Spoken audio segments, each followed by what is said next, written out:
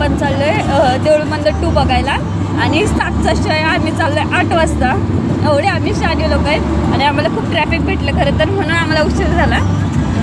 चला भेटूयात पर्यंत आणि कितपर्यंत पाहायला भेटतंय. या बाबू झोपला इथं. भक्तांच्या काळजीपोटी मी झोपतच नाही. भक्तांची किती काळजी आहे तुम्हाला.